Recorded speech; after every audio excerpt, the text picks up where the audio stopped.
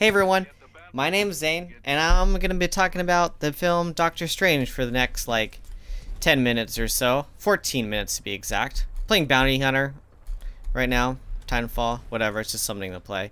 Anyways, I just got out of watching the Doctor Strange movie, and it was great. I loved it, but it could have been phenomenal. But it kind of played it safe, but it was fun. I had so much fun watching it. Benedict Cumberbatch. What? He just stole the fucking show. I haven't seen a movie with him in a long time. I actually never got around to watching, what was the last movie? Like, real movie was probably, The Intimidation Game? No. Imitation Game. Yeah, I never got around to seeing that. And I really should go see that. But after seeing it, I'm like, man, I really forgot how great of an actor Benedict Cumberbatch was. Like, once again, just like everything he touches in life, and it just goes to show how lucky Marvel is to obtain that strong of an actor to just add to their arsenal of ridiculous amount of movies going on right now. Other standout star that I actually wasn't expecting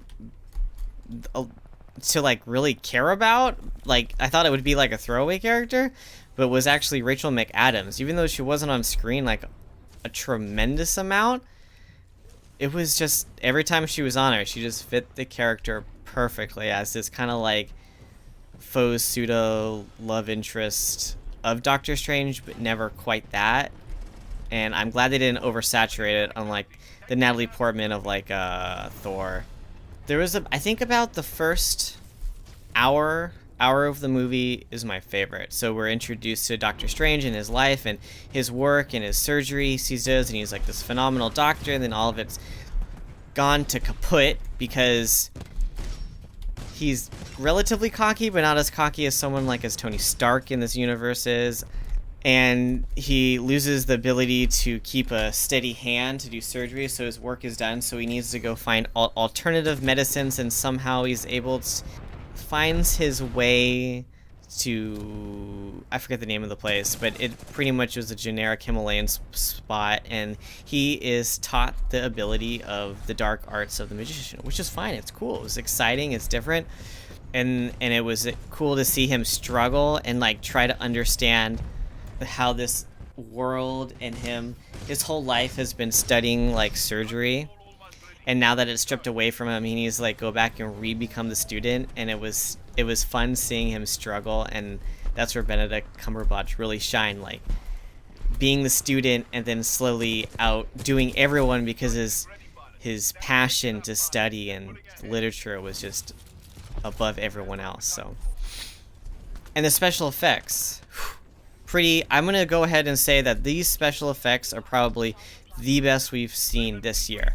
I don't think it's gonna be the best special effects we've seen this century, but very fun. It was just a fun kind of special effects. I don't know, it's hard for me to describe other than a kaleidoscope transition on acid. It was fun. I'm not gonna go ahead and people oh, it's like Inception. It's not like fucking Inception.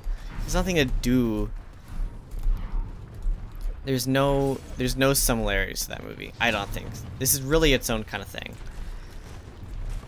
We're introduced to the bad guy, Mads Mikkelsen, who's also you probably most familiar with his performance in Hannibal. Now, I think this is where the movie kind of misstepped. An opportunity to really shine with probably easily one of the most villainous villains, but I think it kind of floundered because Mads is such a good actor and good at being evil, and we all know what he's capable of, but he just kind of played generic, or that's the role they told him to play. There's a climax scene. The climax to it is fun and exciting, but the way how it resolves seemed a little too nice. It seemed too cookie cutter and just kind of convenient for everyone. That's how it kind of ended for me. It was a cute ending. It was oh haha, has some nice comic relief to it, but at the same time you're really I thought it would be a more heart-wrenching, like something really tragic happened. Maybe they kill a main character, but needless, without it, this movie is great. It's awesome. It's a lot of fun. Benedict stole the show. Rachel McAdams was the surprise star of this whole thing, and special effects were amazing and phenomenal. And I'm just very genuinely excited to see more of this character and how he will evolve and be implemented in this Marvel universe. And he's a good change of pace without being too like superhero-y vibe. Very more of a grounded doctor. And that's my review of Doctor Strange. Thanks for sticking around. Catch you later. Bye-bye.